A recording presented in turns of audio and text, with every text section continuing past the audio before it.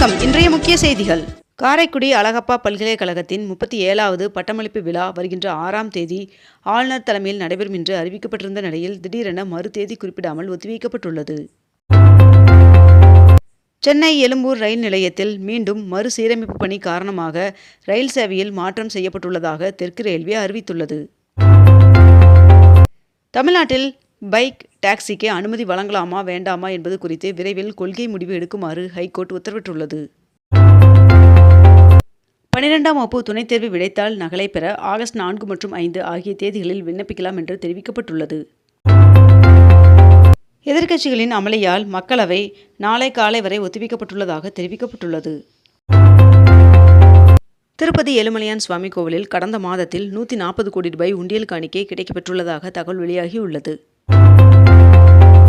முப்படைகளின் எதிர்கால போர்முறை பயிற்சியின் 4வது பதிப்பு டெல்லியில் உள்ள மனேஷா மையத்தில் இன்று தொடங்குகிறது.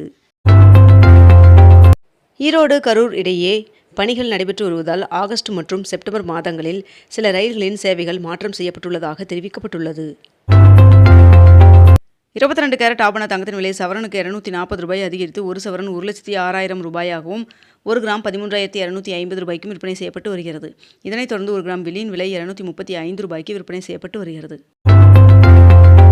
மாநில அரசிற்கு வழங்கும் மாதாந்திர நிதி பகிர்விற்கு 1,09,019 கோடி ரூபாய் நிதி விடுவிக்கப்பட்டுள்ளது. இதில் தமிழகத்திற்கு 4,466 கோடி ரூபாய் விடுவிக்கப்பட்டுள்ளது. காஞ்சிபுரம் மாவட்டத்தில் உள்ள தொழிற்சாலைகளை முதலமைச்சர் விஜய் அவர்கள் இன்று பார்வையிட உள்ளார் என்று தகவல் வெளியாகியுள்ளது. திருவண்ணாமலையில் போக்குவரத்து நெரிசலை குறைக்க 623 கோடி ரூபாய் மதிப்பில் 22 கிலோமீட்டர் நீளத்திற்கு புறவழி சாலை அமைக்க மத்திய அரசு டெண்டர் வெளியிட்டுள்ளது. இளநிலை மருத்துவ படிப்பிற்கான கலந்தாய்வு தாமதமாவதால் பொறியியல் கல்லூரியில் இடங்களை பிடித்து மருத்துவ மாணவர்கள் காத்திருக்கும் புதிய சூழல் உருவாகியுள்ளது. ராக்கெட் மற்றும் செயற்கைக்கோள் ஏவுதல்கள் அதிகரித்து வருவதால் வாரத்திற்கு சராசரியாக 1 மெட்ரிக் டன் எடையுள்ள விண்வெளி குப்பைகள் பூமியில் விழுவதாக விஞ்ஞானிகள் மதிப்பிட்டுள்ளனர். அரசு அதிகாரிகளின் பதவி உயர்வுக்கு இனி முதலமைச்சரின் ஒப்புதல் கட்டாயம் என்று புதிய அரசாணை வெளியிடப்பட்டுள்ளது. திருப்பதி ஏழுமலையான் சுவாமி கோவிலில் தமிழக வேளாண் துறை அமைச்சர் வினோத் அவர்கள் தமிழக பட்ஜெட் நகலுடன் சுவாமி தரிசனம் செய்தார் என்று தகவல் வெளியாகியுள்ளது. பெங்களூரு சென்னை இடையிலான எக்ஸ்பிரஸ் வேயில் சுங்க கட்டணம் அதிரடியாக உயர்த்தப்பட்டுள்ளது. சென்னை போரூர் வடபழனி இடையிலான மெட்ரோ சேவையை விரைந்து தொடங்க பொதுமக்கள் கோரிக்கை விடுத்துள்ளனர். ஆடிப்பெருக்கு விழாவை முன்னிட்டு தமிழகத்தில் பூக்கள் பழங்களின் விலை உயர்ந்துள்ளது. சிவகங்கை அருகே 16ஆம் நூற்றாண்டு வானாதிராயர் கல்வெட்டு கண்டுபிடிக்கப்பட்டுள்ளது. விழுப்புரத்தில் 100க்கும் மேற்பட்ட நாட்டு நெல் ரகங்களுடன் விதை திருவிழா நடைபெற்றது. நீட் தேர்விற்கு எதிராக போராடிய மாணவர்கள் மீதான வழக்குகளை தமிழக அரசு ரத்து செய்தது.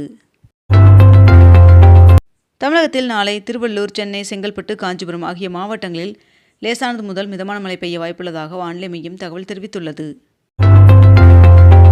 சிங்கப்பெண் சிறப்பு படை சார்பில் 7 நாட்களில் 378 புகார் மீது நடவடிக்கை எடுக்கப்பட்டுள்ளதாக தகவல் வெளியாகியுள்ளது. இன்று திருப்பூரில் உள்ள அனைத்து அரசு அலுவலகங்கள் மற்றும் கல்வி நிறுவனங்களுக்கு உள்ளூர் விடுமுறை அறிவிக்கப்பட்டுள்ளது. கிளாஸ்கோ காமன்வெல்த் விளையாட்டுப் போட்டியில் ஆடவர் ஈட்டி எறிதல் பிரிவில் இந்திய வீரர் நீரஜ் சோப்ரா அவர்கள் வெள்ளி வென்றார். கபினி அணையிலிருந்து திறக்கப்படும் நீரின் அளவு 25,000 கனஅடியாக உயர்ந்தது.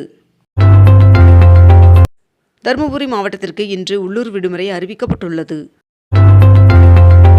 கேரளாவில் தொடர்ந்து பெய்து வரும் கனமழையின் காரணமாக சபரிமலைக்கு வர திட்டமிட்டுள்ள ஐயப்ப சுவாமி பக்தர்கள் தங்களது பயணத்தை மறுபரிசீலனை செய்யுமாறு தேவசம் போர்டு கேட்டுக்கொண்டுள்ளது. தமிழகம் வந்த மக்களவை எதிர்க்கட்சித் தலைவர் ராகுல் காந்தி அவர்கள் காங்கிரஸ் நிர்வாகிகளுடன் ஆலோசனை மேற்கொண்டார். பாரத் பெட்ரோலியம் நிறுவனம் கோவை, கர்நாடகா இடையே விளைநிலங்கள் வழியாக எண்ணெய் குழாய் பதிக்கும் திட்டத்தை நிறுத்த வேண்டும் என்று தமிழக வாழ்வுரிமை கட்சி தலைவர் வேல்முருகன் அவர்கள் தெரிவித்துள்ளார். ஆந்திராவின் விஜயநகரம் மாவட்டத்தில் 5,000 கோடி ரூபாய் செலவில் கட்டப்பட்ட போகாபுரம் சர்வதேச விமான நிலையத்தை பிரதமர் நரேந்திர மோடி அவர்கள் திறந்து வைத்தார். காமன்வெல்த் போட்டியில் ஒரே நாளில் 6 பதக்கங்களை இந்தியா வென்றது. தமிழக நீர்வளத்துறை செயலாளர் திடீர் மாற்றம் செய்யப்பட்டுள்ளார். புதிய செயலாளராக பிரசாந்த் எம். வடநரை அவர்கள் நியமனம் செய்யப்பட்டுள்ளார். தமிழகத்தில் தென்மேற்கு பருவமழை இயல்பை விட இதுவரை 18% குறைவாக பெய்ததாக வானிலை ஆய்வு மையம் தகவல் தெரிவித்துள்ளது. தஞ்சை மாவட்டம் பட்டுக்கோட்டையில் 20 கோடி ரூபாய் மதிப்பீட்டில் நரியம்பாளையம் பகுதியில் கட்டப்பட்ட புதிய பேருந்து நிலையம் பொதுமக்கள் பயன்பாட்டிற்கு வந்தது. கபினி அணையிலிருந்து தண்ணீர் திறக்கப்பட்டுள்ளது. இதனைத் தொடர்ந்து இயற்கை வென்றது என்று அன்புமணி ராமதாஸ் அவர்கள் கருத்து தெரிவித்துள்ளார். காவிரி நீர்பிடிப்பு பகுதியில் பெய்து வரும் கனமழையால் KRS அணைகளுக்கு நீர்வரத்து அதிகரித்துள்ளது. காமன்வெல்த் போட்டியில் மகளிருக்கான குத்துச்சண்டையில் தங்கப் பதக்கம் வென்றார் இந்திய வீராங்கனை பிரீத்தி பவார் அவர்கள்.